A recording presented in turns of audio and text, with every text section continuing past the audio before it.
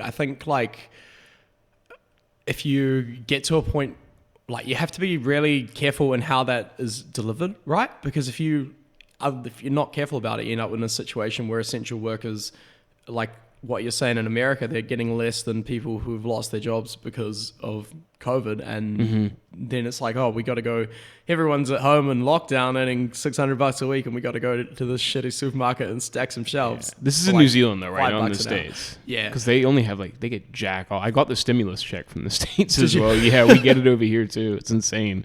But that's it. Good. Yeah, but here's the imagine that you're in the States, 1.2K. Yeah. And you've been in lockdown for 4 fucking months, man. But you're right if you like lived in like the WAPs of New Mexico or something. Your rent's like $100 a month. yeah, that's fine. But Christ, man, I can't imagine.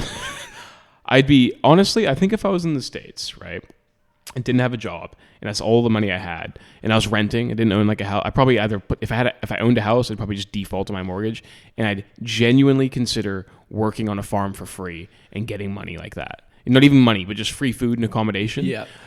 That's assuming I don't have a family or anything like that. And it's a very privileged position to be in, being 24, where I can be so mobile and, physically able to do those kinds of jobs. But Christ, dude, I can't. That's such a scary... Man, I was often thinking during COVID, like the state of the world. I mean, in the pandemic, it's still pretty bad, right? Like I haven't even looked up the stats. It's kind of like just blends into one at some point. But the heart of the pandemic, I was thinking like, what chances of like living, of all the chances of all the people in the world existing, and you're like on this tiny little island in the South Pacific, like no matter what really goes on, there's like a pretty high chance of we're going to be all right. And that's such a freaking privileged position to definitely be in, like getting up, and you've seen the way that our country has handled it. Like now we're on level 2, but people don't really seem to care too much. I mean, there's still people out and about enjoying themselves, going to bars, going to restaurants. And then you look at some countries and it's like 3-month lockdown. Like, God, 1 month was pretty terrible. Yeah. 3 months is insane. That's a quarter of a year. I know. I honestly think New Zealand, just from my perspective, is the best country to be in right now.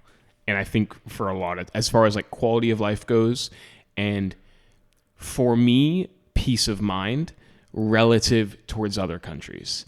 The ability to, in my mind, be like, okay, worst comes to worst, I lose my job, and I have a, albeit not perfect, but support system from the government. That is so reassuring.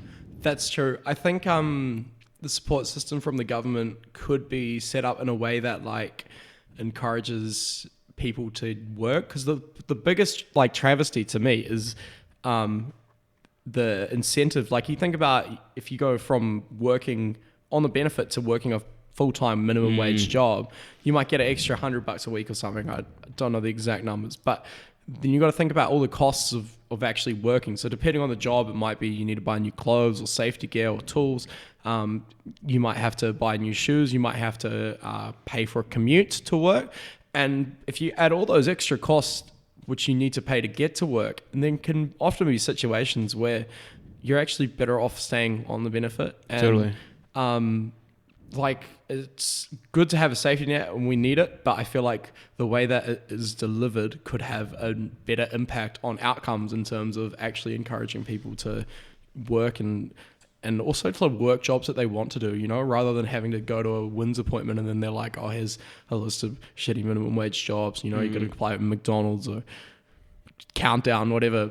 But if you could deliver it in a way that you've got like a standard baseline, or it's UBI essentially, like the Andrew Yang argument, where you've got like that baseline minimum income everyone gets, and then whatever work you do just gets paid on top of that, then it would be an encouraging way for people to get into work that they actually enjoy doing, because they know that if they don't stay in that shitty job, they don't have to fill out any forms or go to meetings or apply for jobs that they don't want to do in order to get that support and that safety net. The cost of, there's two things, right? There's the UBI, and what's the other one? It's is that the one that Greens are proposing? Yes. Like I can't remember. It's like GMI? I think is what it is. What's that?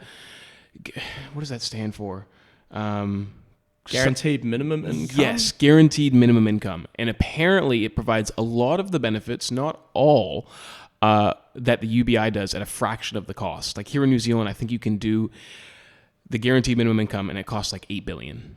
So I think the biggest problem I have with the GMI is kind of what I alluded to before, in that it doesn't encourage people to get out of work, because you still have, when you start earning money from employment, the GMI goes away. So you still have... But in a staggered as well, right? It's not just like it's a boom, all of a sudden it's gone, like what we currently have, right? It's staggered as well, but it's a steep, like it's a real steep stagger. Like the difference between it would be like $100 a week or something for you to like lose it altogether. Right. So it's definitely has its flaws as well. But cost is an interesting thing. Like we spend a lot of money on a lot of silly things, like the racing industry in this country. So it's almost like there's these big, strong groups that are lobbying the government, and well, it's not almost like that, it is like that, and they're like, get their piece of the pie, but actually that pie could be reallocated in a way that's going to be more beneficial for everyone. So how do you see that in terms of like a UBI? Like what groups are against it? Besides, I guess national and more like ACT and stuff like that. I think the biggest thing with the UBI is cost, like you say. I think the biggest argument for being able to fund it would be you could get rid of a lot of the cost in administrating a welfare system, because if you just had an automatic payment that went out to everyone every week, you wouldn't need people in administration jobs having to like, process that stuff. Essentially, Ministry of Social Development could be downsized extensively, and all the money that you'd save from that could then go into the UBI. Yeah, and I guess there were also, I know TOP were proposing the capital gains tax. Yeah, and the flat tax as well, yeah. Yeah, which would fund the UBI, from what I understand. I wish, I need to know more about these things. I want to be a smarter person to be able to have like these like intense conversations. You're clearly a bit more versed on it than I am.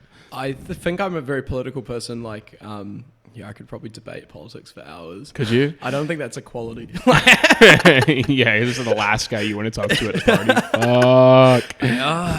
God damn it. What?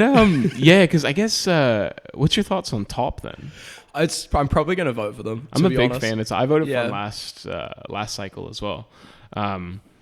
They made a very interesting point as well, where it's like, the whole idea of like a wasted vote, where it's like, a vote for so-and-so is a wasted vote because they'll never win, which their response to that, I guess Jeff Simmons' response to that was, it's not a wasted vote because even if we do get into the political structure, or even if we don't get elected, your vote still indicates to the other parties that our policies and our ideas are therefore meaningful. Similar to what Labour does, I think, with Green, in terms of them adopting a lot of the Greens' policies. Isn't there that thing within the government where they're talking about how the Greens are actually Labour's policy shop? Yeah, the Greens, they have some very interesting policies, but it's a good point. I feel like the whole wasted vote argument is not a good one, and people should vote for the party that they genuinely believe most aligns with their view. Because isn't voting for a party that you don't really agree with, but you just want them to represent you, kind of, you're like voting for someone to represent you that doesn't represent you? Whereas it's better to have no representation and have made a stand than it is to have representation not working for your own best interest. It's almost like if you had a choice between a lawyer that was guaranteed to screw you over in court or representing yourself. Even though you may not be able to represent yourself with the same knowledge of that lawyer, that's probably the better choice. And I think like National and Labour in this country, it's like so much... this is what really irks me, is it's like they'll just pass and repeal a lot of each other's shit and no one gets on and actually makes progress. Really good example of this is National, like, we're going to bring back the 90-day trial periods. That's what they did in their last term. So it's like Labour takes them away, National brings them back. Labour takes them away, National brings them back. So it's like, forget this consistent passing and repealing of the same old shit. Get together, talk about a solution that we have common grounds on and make it work. And I think that's what TOP has been really focused on. They're like, hey, we don't really care who we work with. We just want our policies to make a difference and actually improve society. And in my mind, by voting for one of the two major parties, you're kind of just yo-yoing between this, we'll go slightly to the left, slightly to the right, slightly to the left, slightly to the right. Whereas the overarching theme, like housing prices, for example, Labour government has gotten promised big things about it. Kiwi Bill, big failure, obviously. And now housing prices are crazier than they were when National was in power. And so it's kind of like an example of things just not getting done. Would you say, though, to somebody who's... Because I get what you're saying with the analogy of the lawyer. It's like I'm better off representing myself than guaranteed with the lawyer's going to fuck me over. But with that analogy, surely you're making a compromise on certain things. And I agree with you, because me personally, I think I'll be voting for TOP as well. But when you have, if you have to choose between, for example, TOP and Labour, and my thinking is I'm going to vote for Labour because I feel like they don't fully represent me, but they're going to be in a position to push through some of my ideas rather than voting for somebody who's going to, who, if they were hypothetically in power, are going to push through all of my ideas, but now they're not going to push through any. Surely there's merit to being like, oh, listen, this is better than absolutely nothing. That's fair. And I think if you know what ideas you're going to get pushed through are, then that could be an idea. You know, maybe Labour does align with your values and therefore you some would of my vote for them. values. You know what I mean? But also there's like, what's Labour's priority? So they have got like all these policies that they want to implement.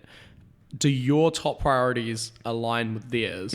And so even though your policies may be on the list, based on their past performance, is that something they're going to push after the election, or are they going to focus on other things? And I think a capital gains tax is probably a really good example of that. A lot of people are in favor of a capital gains tax in this country. There's definitely an argument to be made that property offers a large amount of tax benefits. And they had the tax working group, which recommended a capital gains tax, and then it was ruled out by Jacinda Ardern, who then said that as long as she is the Prime Minister, she will not implement a capital gains tax. Why? Because it's an unpopular policy, basically. Even if that's the fucking thing that pisses me off. It's like, even if, I know. It's like, you got to either, I get it from a political perspective. It's like either we do the right thing, you know, and lose the next election, or do the thing that's wrong, win the next election, or have a better position to win the next election, and then push through other things that you're making a compromise. You know what I mean? Like on smaller wins in the future, rather than a big win now and then not having any of those smaller wins in the future. It's like a broad, and that's it. They're all thinking, like, am I going to get elected next time? Totally. So it's like they need to have a broad enough appeal that everyone, almost like what you're saying, people are going to see them as the compromise on a broad enough scale, or they focus on like a core party support base, push through a lot of stuff and then alienate everyone else. Yeah. I think a lot of people are selfish in the way that they vote as well. Like they will vote not so much for what benefits the society, but what benefits them personally. And I think that shows in the amount of people that don't support things like higher tax on high income earners. There's a lot of people in the middle class that wouldn't be impacted by that. They still think it's a bad idea because they have this like goal that they're going to be in that bracket one day. Totally agree. And that may well be true. But I think people vote for selfish reasons, which isn't necessarily bad, rather than thinking about the overall big picture of society. But as well, like my idea of a government, and surely this is probably a fair representation, rather than having two big parties with like 40% each and then a few minor little parties in there, imagine like 10 parties that had 10% each, and then 5 of them would have to work together and form a government. And then when laws got passed, it would be a genuine compromise because you've got that representation of different factions within society, and they all get around a table, they all hash it out, and they say, right, this is the policy. And then at the end of it, some people will be like, wow, we don't think that's a good idea. others will be like, well, we don't think this is a good idea. But ultimately, everyone got something that they wanted out of it. I think feel like Grant that would Robertson. I feel like that would result in a deadlock, though. Don't you think? I Where think nothing gets done. Yeah, it's an argument that it could do.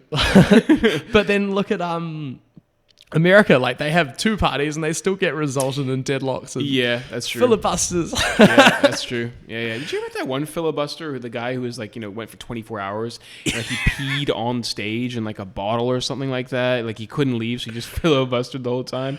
How insane is fucking that? That's pretty funny though, but just mad. One of my favorite things is on YouTube. There's like a lo-fi Bernie Sanders filibuster. What a good idea. Does he filibuster for how long? Like 8 hours. It's like 8 hours. It's just like lo-fi tunes in the background. What does he talk about during that time? Oh, filibusters. So it's like you're basically doing a never-ending speech on that issue. You know when you're at university and you're like 100 words short of like a word count, so you just put like filler words in there. That's like, to me, what listening to a filibuster is like. Right. It's like they've got no substance that they actually want to say, but they've got to do this speech so that the other party can't pass their bill. It's like, thank you for watching that clip. If you enjoyed it, make sure you hit that subscribe button on the left. And if you want to watch the full episode, hit the square on the bottom. To watch another small clip, go ahead and hit that square on top. And if you just want to listen to the full episode but don't have time to watch it, you can find this podcast wherever podcasts are listened to. Thanks. Bye.